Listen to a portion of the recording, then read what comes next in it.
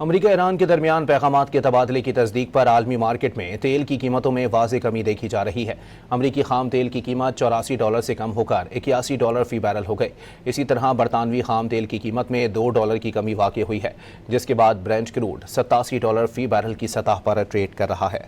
امریکہ ایران کے درمیان پیغامات کے تبادلے کی تصدیق پر عالمی مارکیٹ میں تیل کی قیمتوں میں واضح کمی دیکھی جا رہی ہے۔ امریکی خام تیل کی قیمت $84 سے کم ہو کر $81 فی بیرل ہو گئی۔ اسی طرح برطانوی خام تیل کی قیمت میں $2 کی کمی واقع ہوئی ہے، جس کے بعد برنٹ کروڈ $87 فی بیرل کی سطح پر ٹریڈ کر رہا ہے۔ امریکہ ایران کے درمیان پیغامات کے تبادلے کی تصدیق پر عالمی مارکیٹ میں تیل کی قیمتوں میں واضح کمی دیکھی جا رہی ہے۔ امریکی خام تیل کی قیمت $84 سے کم ہو کر $81 فی بیرل ہو گئی۔